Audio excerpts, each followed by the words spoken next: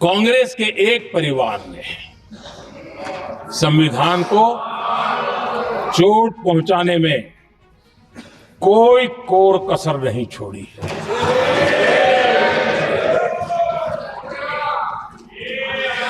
और मैं इसलिए एक परिवार का उल्लेख करता हूं कि 75 साल की हमारी यात्रा में 55 साल एक ही परिवार ने राज किया है।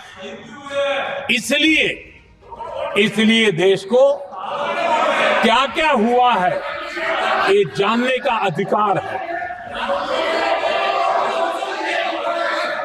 और इस परिवार के कुविचार, कुरीति, कुनीति, इसकी परंपरा निरंतर चल रही है। हर स्तर पर इस परिवार ने संविधान को चुनौती दी। आदरणीय सभापति जी, 1947 टू 1952 इस देश में इलेक्टेड गवर्नमेंट नहीं थी। एक अस्थाई व्यवस्था थी, एक सिलेक्टेड सरकार थी और चुनाव नहीं हुए थे। और जब तक चुनाव न हो तब तक एक इंटरिम व्यवस्था के रूप में कोई खाका खड़ा करना चाहिए, किया गया था। 1952 के पहले राज्यसभा का भी गठन नहीं हुआ था। राज्यों में भी कोई चुनाव नहीं थे, जनता का कोई आदेश नहीं था। उसके बावजूद भी, और अभी तो संविधान निर्माताओं ने इतना मंथन करके संविधान बनाया था। 1951 में जबकि चुनी हुई सरकार नहीं थी, उन्होंने ऑर्डिनेंस करके संविधान को बदला और किया क्या? अभिव्यक्ति की आजादी पर हमला कर दिया गया।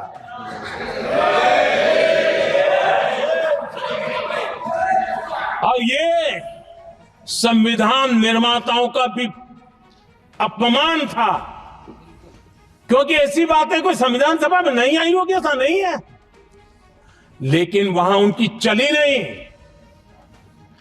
तो बाद में जैसे ही मौका मिला, उन्होंने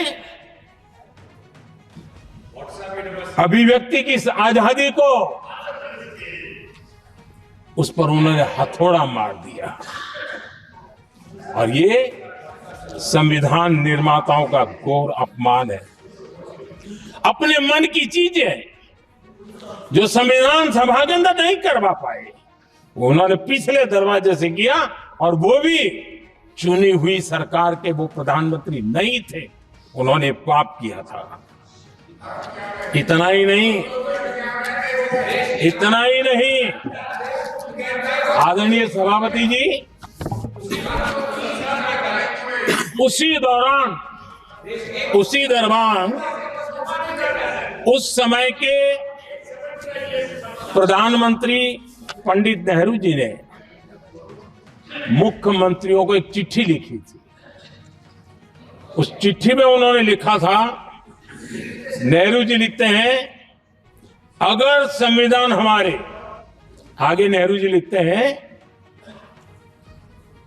अगर संविधान हमारे रास्ते के बीच में आ जाए, ये नेहरू जी लिख रहे हैं, अगर संविधान हमारे रास्ते के बीच में आ जाए, आगे नेहरू जी कह रहे हैं, तो हर हाल में संविधान में परिवर्तन करना चाहिए। ये नेहरू जी ने मुख्यमंत्रियों को चिट्ठी लिखी।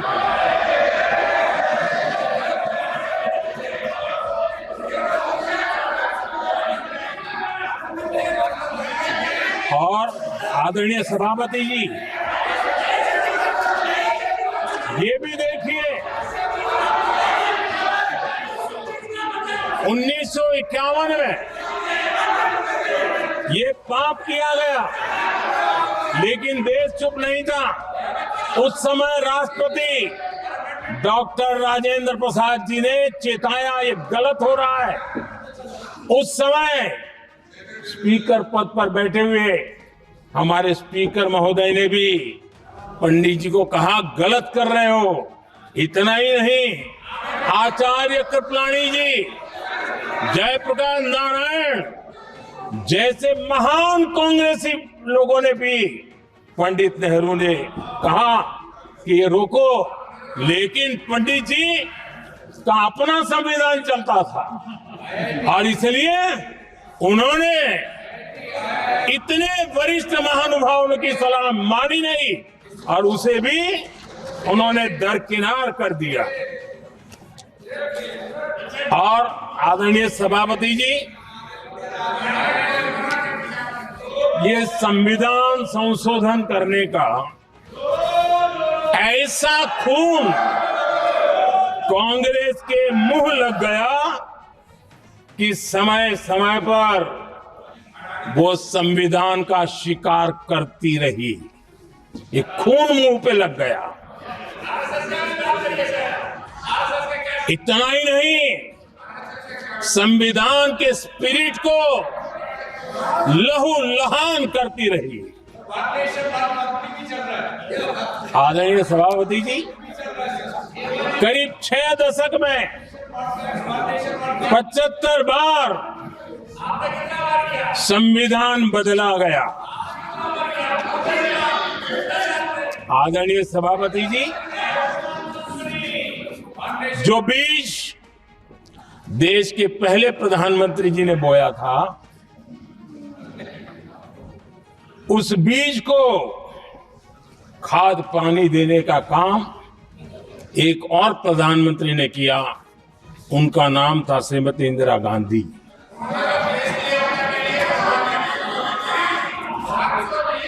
जो पाप पहले प्रधानमंत्री करके गए और जो खून लग गया था 1971 में, सुप्रीम कोर्ट का एक फैसला आया था। उस सुप्रीम कोर्ट के फैसले को संविधान बदल करके पलट दिया गया और 71 में ये संविधान संशोधन किया गया था। और क्या था, उन्होंने हमारे देश की अदालत के पंख काट दिए थे और यहां पर तो किया था कि संसद संविधान के किसी भी आर्टिकल में जो मर्जी पड़े वो कर सकती है और अदालत उसकी तरफ देख भी नहीं सकती है। अदालत के सारे अधिकारों को छीन लिया गया था। ये पाप 1971 में उस समय की प्रधानमंत्री श्रीमती इंदिरा गांधी ने किया था।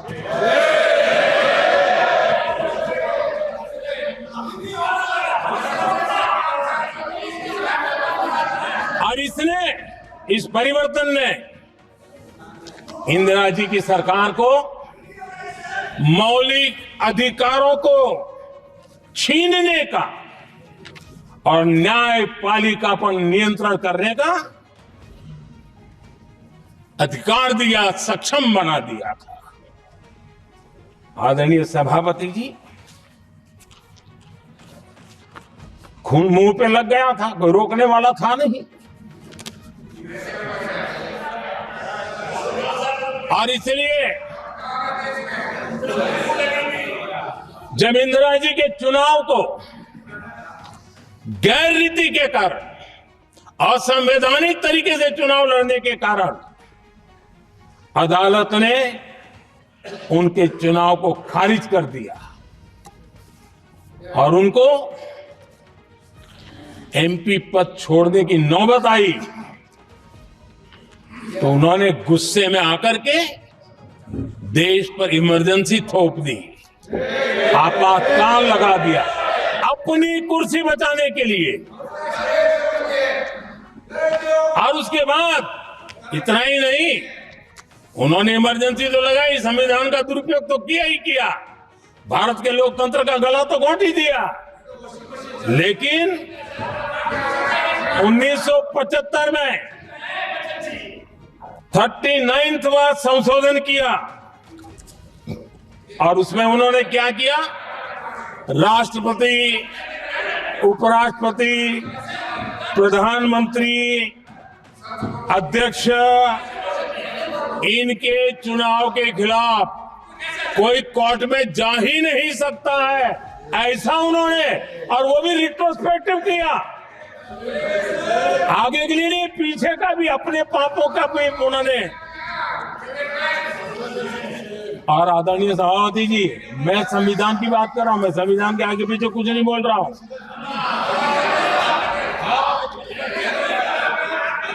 आदरणीय सभापति जी,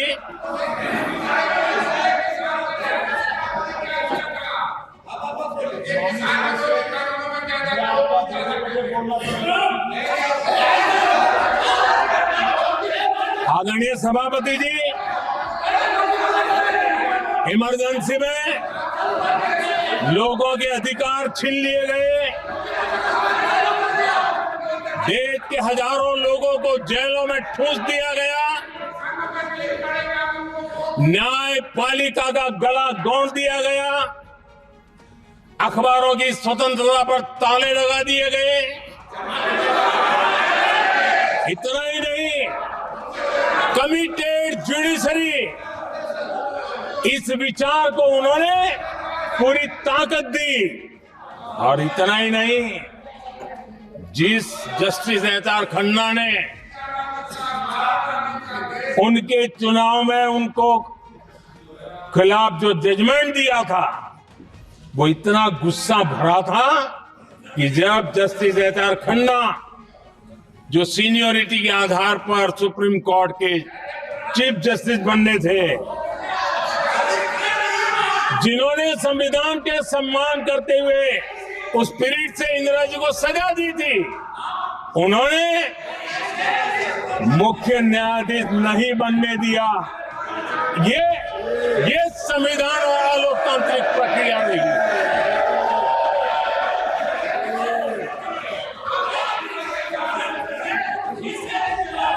आदरणीय सभापति जी, यहां भी ऐसे कई दल बैठे हैं जिनके मुखिया भी सारे जेल में हुआ करते थे। ये इनकी मजबूरी है कि वहां जाके बैठे हैं, उनको भी जेलों में ठूस दिया गया था। आदरणीय सभापति जी, देश पर जुल्म तांडव चल रहा था, निर्दोष लोगों को जेलों में ठूस दिया जाता था, लाठियां बरताई जाती थी, कई लोग जेलों में मौत के शरण हो गए थे, और एक निर्दयी सरकार संविधान को चूर चूर करती रही थी। आदरणीय सभापति जी, ये परंपरा यहां नहीं रुकी। जो परंपरा नेहरू जी ने शुरू की थी, जिसको दूसरे प्रधानमंत्री जी इंदिरा जी ने आगे बढ़ाया, क्योंकि खून मुंह पे लग गया था, और इसलिए राजीव गांधी जी प्रधानमंत्री बने। उन्होंने संविधान को एक और गंभीर झटका दे दिया। सबको समानता, सबको समानता, सबको न्याय, उस भावना को चोट पहुंचाई। आदरणीय सभापति जी, आपको मालूम है,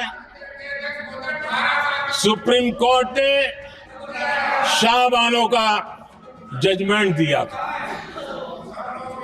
एक भारत की महिला को न्याय देने का काम संविधान की मर्यादा और स्पिरिट के आधार पर देश की सुप्रीम कोर्ट ने दिया था। एक वृद्ध महिला को उसका हक मिला था सुप्रीम कोर्ट से, लेकिन उस समय के प्रधानमंत्री राजीव गांधी ने शाहबानो की उस भावना को, सुप्रीम कोर्ट की उस भावना को नकार दिया, और उन्होंने वोट बैंक की राजनीति के खातिर संविधान की भावना को बलि चढ़ा दिया और कट्टरपंथियों के सामने सर झुकाने का काम कर दिया।